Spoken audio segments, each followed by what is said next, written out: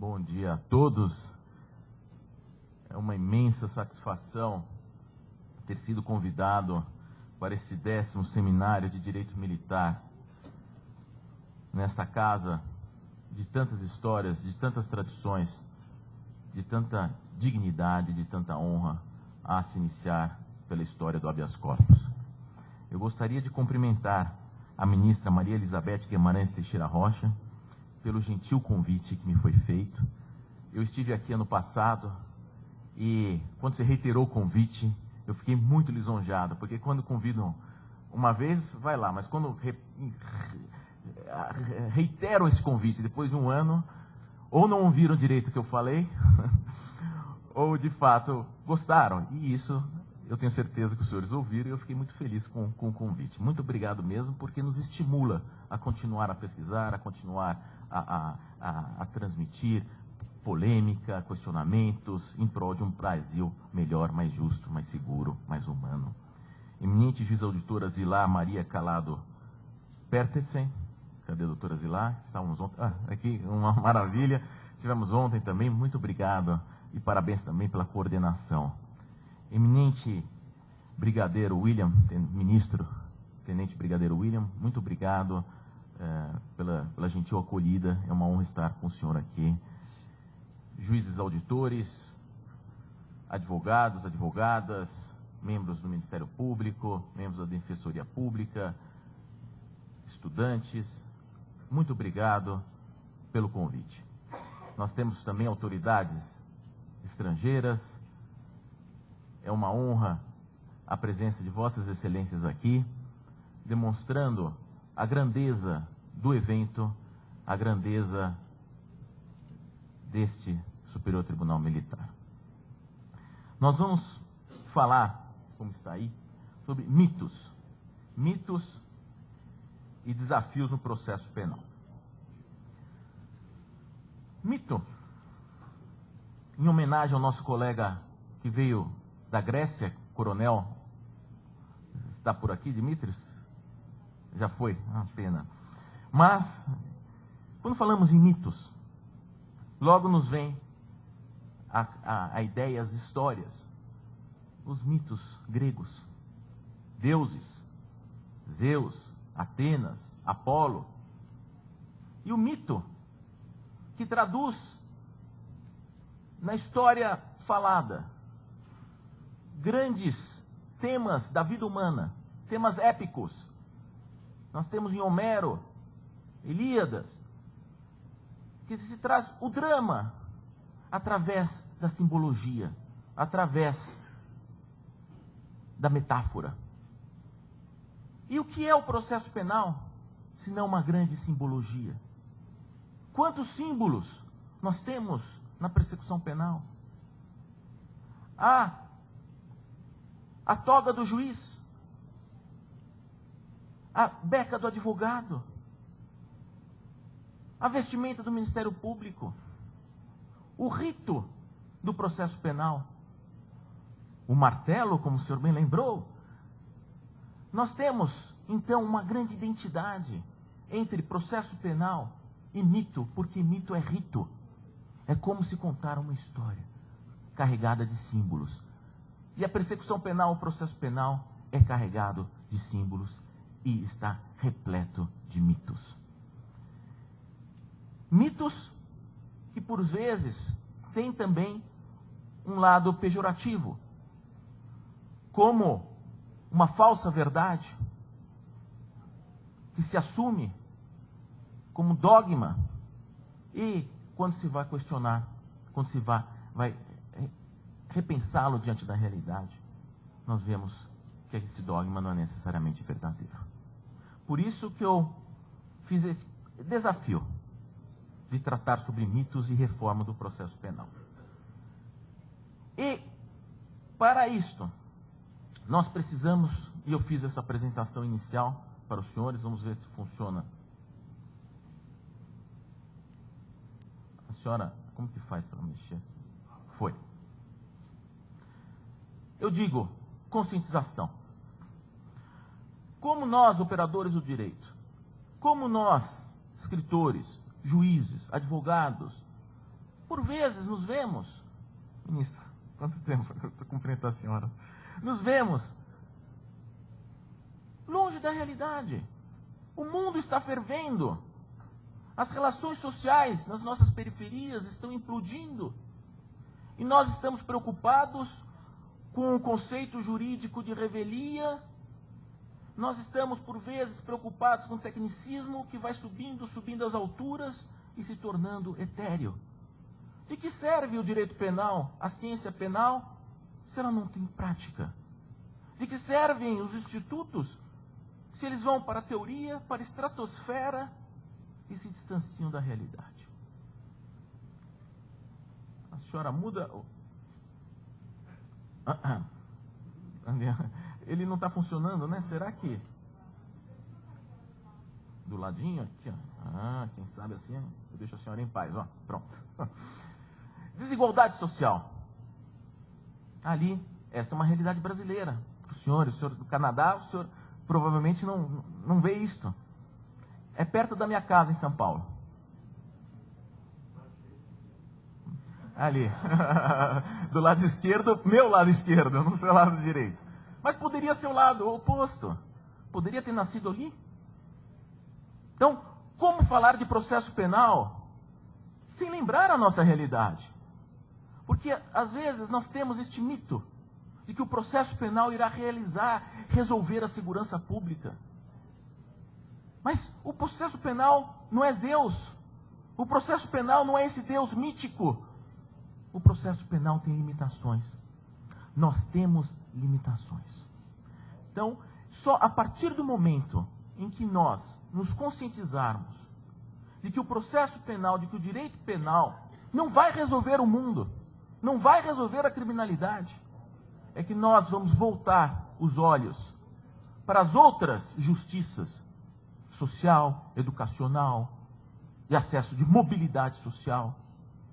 O processo penal é importantíssimo, o direito penal é fundamental, reafirmar valores, segurar a criminalidade, mas ele é impotente enquanto nós tivermos esta realidade. Então, esta conscientização é fundamental. Educação precária.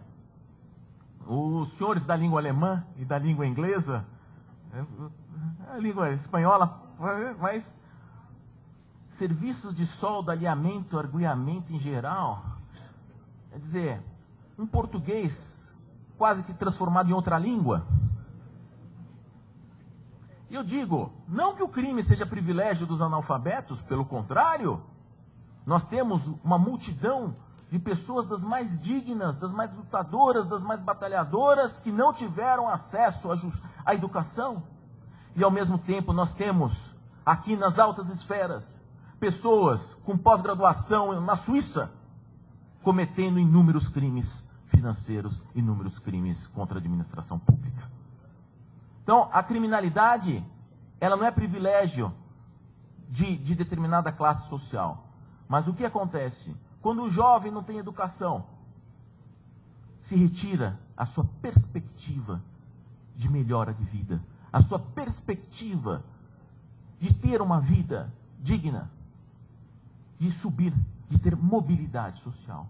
E se nós pegarmos um jovem e não dermos essa educação, não dermos essa expectativa de melhora, ele vai para as drogas, ele vai para as gangues, ele vai para essa vida bandida, sabedor que vai morrer aos 18, aos 19, aos 20. É difícil nas cadeias brasileiras encontrar um preso com mais de 40 anos. Morre antes. A maioria dos presos estão entre dos delinquentes estão entre os 16, 17, 18, 19, 20, até os 24, 25 anos. Esta faixa etária. E grande parte morre. Há um outro mito. No Brasil não existe a pena de morte, salvo em caso de guerra declarada. Mas a prática é diferente. Na prática nós temos a pena de morte.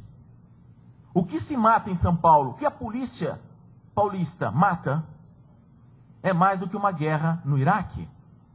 Se mata muito, sob a justificativa do confronto, da resistência à prisão. Então nós temos sim, na prática, uma pena de morte do Estado, ilegal, criminosa, e nós temos também uma outra pena de morte dessas organizações criminosas, como PCCs da vida, que criaram seus tribunais paralelos e que executam pessoas também sem nenhuma dó, sem nada. A realidade é esta. Fator cultural da malandragem. O brasileiro sempre foi retratado, nós temos o Zé Carioca, aquele personagem da Disney. O samba, o carnaval, a Lady Gerson, do esperto, de levar vantagem em tudo. O Brasil talvez seja um dos únicos países do mundo que nós temos as leis que pegam e as leis que não pegam. Ora, uma lei promulgada, ela deve ser cumprida. E no Brasil há isto. O conceito da lei vigente, mas não eficaz. Se a lei é boa, ela pega. A lei do cinto de segurança em São Paulo pegou. A lei anti-fumo pegou. Já a lei que combate a embriaguez ao volante, a direção embriagada, não pegou. Os níveis de acidentes envolvendo motoristas embriagados, por uma questão cultural, quem aqui não tomou o seu vinho, não tomou o seu uísque e já dirigiu? Eu já fiz isso. Estou lutando para não fazer mais. Pega uma carona. Eu tenho a felicidade da minha esposa não beber. Quando eu conheci minha esposa há 20 anos atrás, não tinha essa proibição rigorosa à embriaguez, à direção com álcool. E mal sabia eu que ia ser tão ainda mais maravilhosa a minha esposa, porque agora eu posso sair, tomar os meus vinhos, o meu uísque e ela dirige.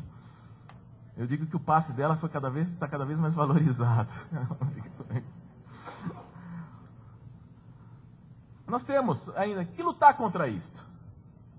Lutar contra isso. Nós temos que ser o país, sim, cumpridor das leis. Parar com isto. De lei boa, pega, não pega. Não, nós temos que cumprir as nossas leis. Nós temos que lutar contra esta herança maldita que eu digo da lei de Gerson, da lei do esperto, do malandro. O Brasil não é um país de malandros. O Brasil é um país de pessoas dignas, trabalhadoras. Nós não merecemos esse estigma. E nós temos que lutar contra esse estigma, que jocosamente é posto em sociedade e que nos traz um grande prejuízo. Paz ameaçada. Nós tivemos eventos no Rio de Janeiro ano passado. Esta foto é chocante, mas é real, não é a montagem. No episódio do Morro do Alemão, desta retomada de território. O triste ponto a que chegamos. Chegar ao ponto de ser necessária intervenção militar para tratar de segurança pública, de segurança interna. Com uma natural contaminação dos efetivos militares que deveriam guardar as nossas fronteiras, a nossa soberania, e aí sendo chamado para cuidar de segurança pública. Isso demonstra o quê? A falência das secretarias de segurança pública, a falência das nossas políticas estaduais, políticas da União, em termos de Polícia Federal, de segurança. E isto não é bom. Isto não é bom. A corrupção no Brasil. Nós temos aí, infelizmente, este ranking, 69º lugar, na transparência, hoje já passou isso, certamente, 72 bilhões de reais, isso são números do Banco Mundial, World Bank, que fez essa estatística, não é chutômetro, não é guess, não é... São cálculos, uma estimativa. Com isto, senhores, nós poderíamos construir em um ano 13 mil quilômetros de ferrovias. A nossa costa tem 8 mil e tantos quilômetros. Dá para fazer ferrovia em todo o litoral brasileiro. Nós poderíamos com 184 portos. 277 aeroportos, 103% a mais de domicílios, são 23 milhões de casas com saneamento. Daríamos para construir 2,9 milhões de residências. Hospitais, nós dobraríamos os leitos de hospitais públicos para 700 mil leitos aproximadamente. E, sobretudo, nós colocaríamos a mais nas nossas escolas 17 milhões de pequenos brasileiros. E aí nós vamos falar de processo penal. Nós vamos falar de direito penal, mas nós precisamos lembrar disso. Onde está a verdadeira causa de toda esta violência que assola o Brasil? Roubos e furtos. Nós temos aí números, alguns. No Brasil, veículos, foram quase 200 mil veículos roubados, com violência. No ano de 2010, alguns indo para países vizinhos. A Bolívia, ali recebendo inúmeros carros brasileiros roubados. Uma questão de direito internacional aqui delicada, porque ali se está admitindo a legalização desses carros de uma forma oficial. Patrícia, bom dia. Nós temos, em São Paulo, foram 308 mil roubos registrados em 2010, 607 mil furtos. E no Rio de Janeiro, um milagre, muito menos, 120 mil roubos e 175 mil furtos. Não é milagre, é subnotificação. Os números, no Brasil, uma das coisas mais difíceis é conseguirmos estatísticas. Como é difícil achar números. Cada Secretaria de Segurança Pública, cada estado tem um parâmetro, tem uma catalogação. A gente não consegue ter número.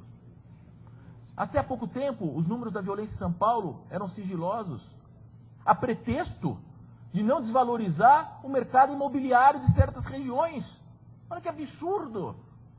Um alto funcionário da Secretaria de Segurança Pública de São Paulo caiu porque se provou que ele tinha uma consultoria privada da qual ele se utilizava desses números da violência para as empresas privadas, esses mesmos números que não eram divulgados na imprensa sobre uma questão de impacto social. Mas como? Nós, cidadãos, eu tenho o direito de saber como está a violência no meu bairro, como estão os índices de violência. É um direito.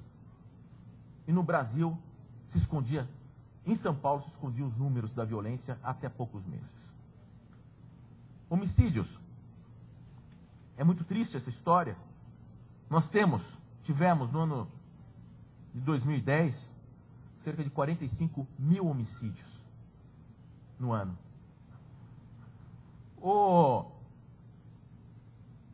Em São Paulo, chegamos à taxa de 10 homicídios para 100 mil habitantes. São Paulo. Mas Brasil, a taxa é muito maior. Nós, em vermelho, nós temos as mortes no trânsito.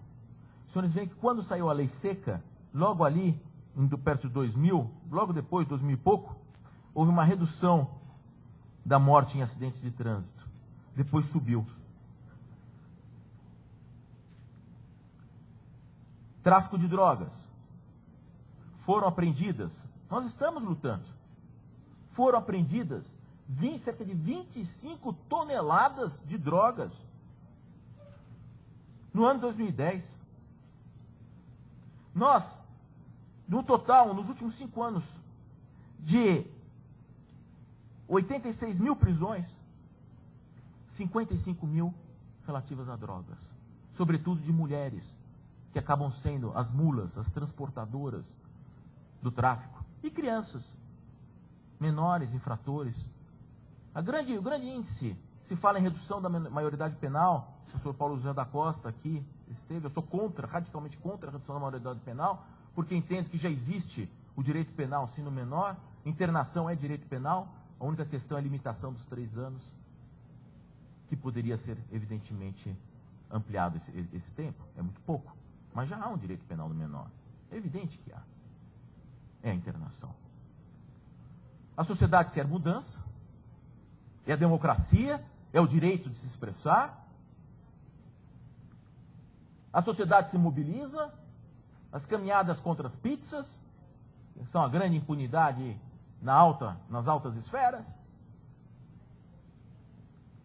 Ela se comove, é um direito da sociedade se comover. Esse pacto romanesco, o conceito de justiça está em Giorgio Del Vecchio. O fundamental é a alteridade, ou seja, aquele mecanismo de nós nos projetarmos no próximo e imaginar se desejamos fazer, se gostaríamos que fizesse conosco aquilo que desejamos fazer com ele. Alteridade, sempre nos projetarmos no próximo. E quando nós nos projetamos no próximo, há comoção social, porque nós imaginamos o sofrimento daquela pessoa e nos comovemos. É o pacto romanesco dos teatros, do cinema, que nós nos emocionamos. É o pacto romanesco da vida. Não nos tirem isso, não nos tirem isso. O direito de nos indignar, o direito de nos comover. O papel e a responsabilidade da imprensa. O Brasil está vivenciando um momento jamais visto de um misto, de uma grande liberdade de imprensa, a responsabilidade da imprensa, a imprensa como em guerra, cobrindo as operações militares, a imprensa trazendo a transparência para essas operações, porque se há um abuso, está lá. Mas ao mesmo tempo, esta imprensa, ela pode destruir a vida de uma pessoa por completo. Essas matérias, as notícias, os tabloides. E jamais esta honra, se a pessoa vier a ser absolvida, será reconstruída. As notícias de jornais de absolvição, 2 linhas, quando muito. De uma condenação, uma página inteira. E a velocidade da imprensa é diferente da velocidade do processo penal. A imprensa é imediatista. E é um direito. A imprensa, o problema é que ela se arrogou a função de grande juiz. Esse fenômeno da mass media, da imprensa dentro dos tribunais da imprensa, é um fenômeno mundial. E sim, só com educação, com conscientização, com o ouvir os dois lados, é que nós teremos aí um balanceamento disto. Mas é inevitável. Nós temos que conviver com a imprensa livre e democrática, sim, mas responsável pelos abusos. Jamais a censura prévia. Jamais. Este é o Tim Lopes, para quem... aquele repórter da TV Globo, que foi assassinado por traficantes da favela. Qual delas? Agora não lembro se foi da Vila Cruzeiro, do Morro do Alemão, por ali. Aquele maluco, né? Não é isso? Elias Maluco. Coitado do Tim Lopes. Foi posto no chamado micro-ondas. Eles pegam pneus de caminhão, põem a pessoa morta lá dentro e tocam fogo. Viva, né? Pior ainda. Pior ainda. E aí, o papel da arte. Porque não é tudo drama, não é tudo desgraça. O Brasil é um país maravilhoso. A arte retrata, a arte conscientiza a necessidade de como, através dos mitos, como através da metáfora, nós podemos aproximar, lutar contra a exclusão social. A favela, ela tem que ser integrada à sociedade. Ela não pode ser um outro mundo. Porque se ela for considerada um outro mundo, a violência irá aumentar cada vez mais, porque o número de brasileiros vivendo nessas condições é enormemente superior ao número de brasileiros que, como nós, tem uma condição digna de vida. Aumento de investimento em segurança pública. Nós estamos fazendo essa lição. Os valores são expressivos. Chegamos a quase 3 bilhões e meio de reais em 2010. E eu digo, essa invasão do Morro do Alemão, quer dizer, nós chegamos ao absurdo de termos territórios, o Estado dentro do Estado, que nem a máfia no sul da Itália. Nós permitimos que isso se criasse no Brasil, nas favelas, de ter um Estado paralelo nas periferias de São Paulo. por uma questão, sobretudo, de urbanismo. Como não ter ali dentro? Hoje nós temos as UPPs, essas unidades avançadas da polícia, dentro das favelas. Mas por que só hoje, em 2011? Nós já devíamos ter a polícia dentro das favelas há muito tempo. Nós devíamos ter escolas, saúde. E o traficante vira o grande Estado. Ele tem uma favela em São Paulo, inclusive, um desembargador me conta isso, que foi entrevistar, fazendo uma pesquisa de campo, e que havia um hospital com médico, anestesista, equipamento odontológico, pré-natal, montado por um traficante, dentro da favela. É o Estado paralelo. É o Estado paralelo. E mais, contou o caso em que uma mãe teve uma filha estuprada, foi à polícia dar queixa. Chegou à delegacia, só faltou rirem da cara dela. Um machismo, sua filha foi estuprada. Aquele protocolo sem sentido. O que ela fez? Ela foi para o chefe do tráfico e disse: estupraram minha filha. No dia seguinte, o estuprador estava morto. E ela virou para o desembargador e disse: a quem eu vou render as minhas homenagens? Aquela delegacia de polícia que riu da minha filha estuprada? Ou esse traficante que em 24 horas executou o algoz, aquele criminoso que estuprou minha filha? E nós temos o Estado paralelo se instalando no Brasil. E quem é culpado? Nós. A culpa é nossa. A culpa é da corrupção. A culpa é da falta de conscientização. De ter dois Brasis. O Brasil da favela e o Brasil da classe média e o Brasil da classe das elites. Há uma história de sucesso em São Paulo. Nós tivemos uma grande redução de homicídios nos últimos 10 anos. E, dentro desse contexto, eu inicio aqui, feito esse início que já tomou 27 minutos, não vou falar demais para os senhores, nós vamos pretendo ficar dos 50 minutos, nós iniciamos, dentro desse caldo, desta realidade brasileira, nós nos deparamos com alguns mitos. Precisamos de penas mais severas. Como isto soa nos nossos cafés da manhã, quando abrimos o jornal da manhã, como impacta a notícia no café. Você acorda, nós abrimos o jornal e vemos todo este conteúdo.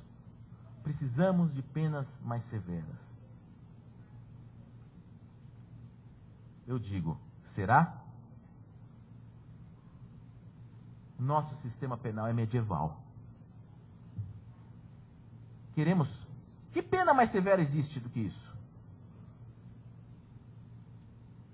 E mesmo assim, a violência é muito grande. Por quê? Porque o criminoso, sobretudo nas grandes cidades, a criminalidade violenta, ele tem uma grande chance de não ser preso. Nós vivemos, em São Paulo, em meio a 20 milhões de habitantes, com questões urbanísticas seríssimas, das favelas sem acesso. Os motoqueiros, os latrocínios, os assassinatos por um tênis acontecem. Roubos, assaltos. As pessoas, quem pode tem um carro blindado, quem não pode se vira como dá.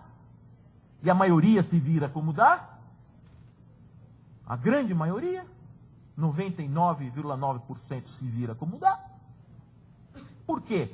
Porque este crime, o latrocínio, ele é muito rápido. É um roubo que não deu certo. Há uma reação da vítima, ele mata. E ele some. E não se consegue prendê-lo. São 20 milhões de habitantes. Como ter segurança em meio a uma megalópole de 20 milhões de habitantes? Difícil. Mas nós precisamos de penas mais severas? As nossas penas são desumanas. O Brasil tem sido condenado por cortes internacionais, pela Corte Interamericana de Direitos Humanos, condenou o Brasil, no Espírito Santo, presos em containers.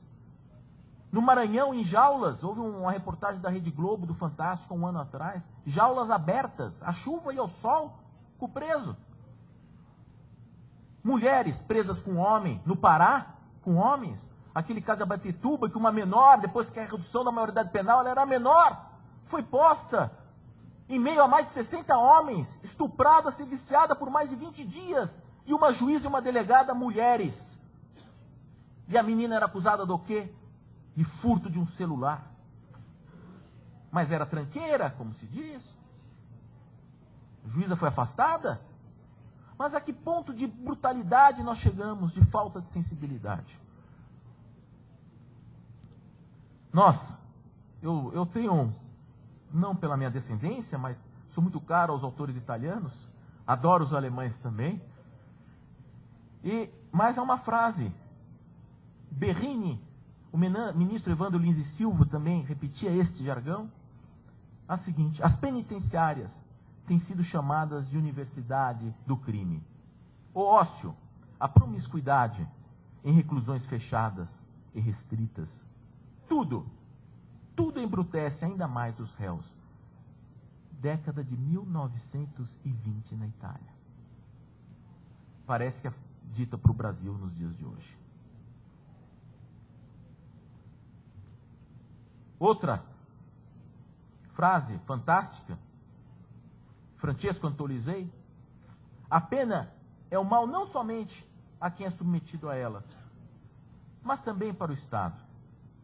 Tem sido comparada a uma espada sem empunhadura. Esta metáfora é perfeita. Por ferir também aquele que a maneja. Ninguém sai ganhando com isto. Os custos das prisões são altíssimos. A ressocialização duvidosa e difícil efetivação na nossa realidade. Ninguém sai ganhando com a prisão. Todos saem perdendo. Por isso que a luta contra o crime não é a cadeia. Está fora do direito penal. A história das penas, uma outra frase, Del Vecchio, em muitas de suas páginas, não é menos desonrosa para a humanidade do que aquela dos delitos.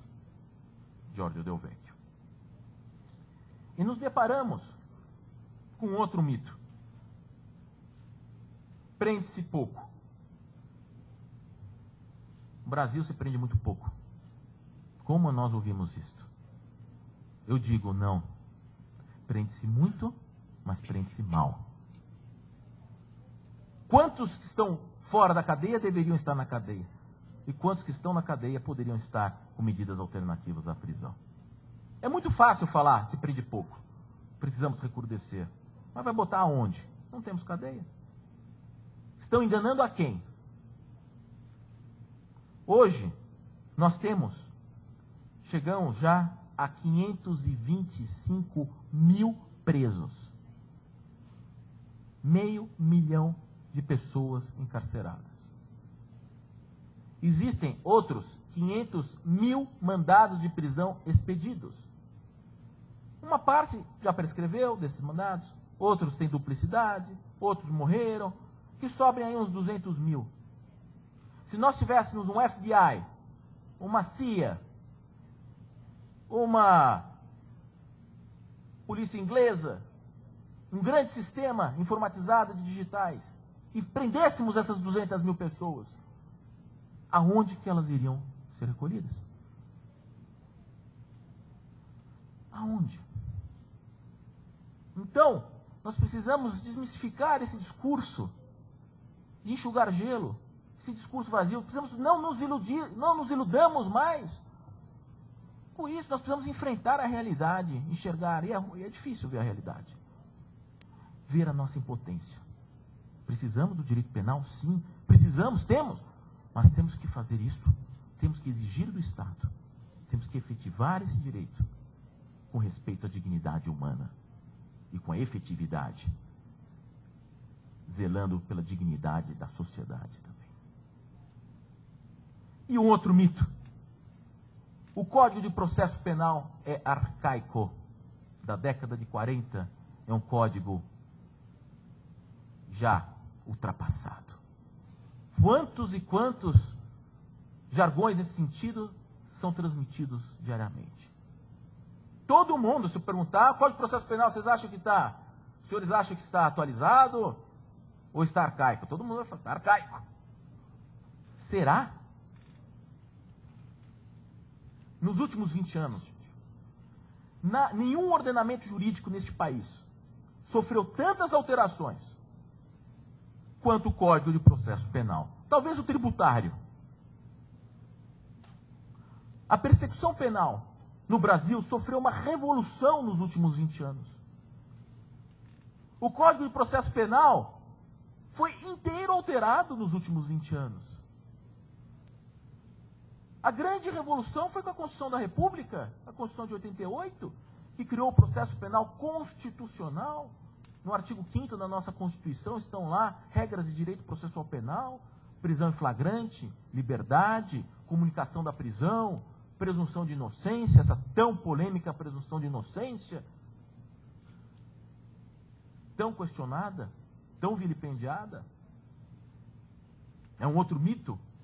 A causa da impunidade no Brasil é a presunção da inocência. Falso. Nós tivemos, senhores, em 1989, a lei da prisão temporária. Esta prisão para interrogatório, não há prisão em flagrante, mas se prende para interrogar.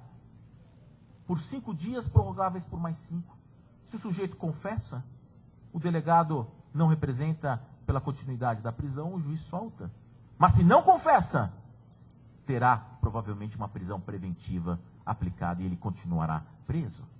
Uma prisão para interrogatório. Nós criamos esta prisão em 1989. Em 1990, criamos a delação premiada, que é que nem pólvora. Ela se acende. O Instituto, hoje, a grande caixa preta do processo penal é a delação premiada. Ninguém sabe o que acontece na delação premiada.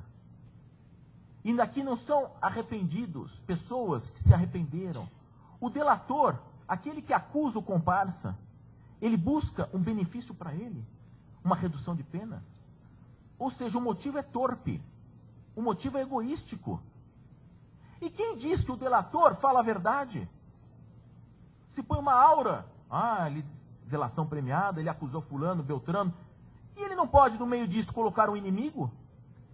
Um desafeto? Aquele que traiu a sua mulher, e que a sua mulher traiu? Com quem a sua mulher traiu? Se dá uma aura à delação premiada, ao delator, como se ele estivesse sempre dizendo a verdade. E esta delação premiada veio na lei dos crimes hediondos.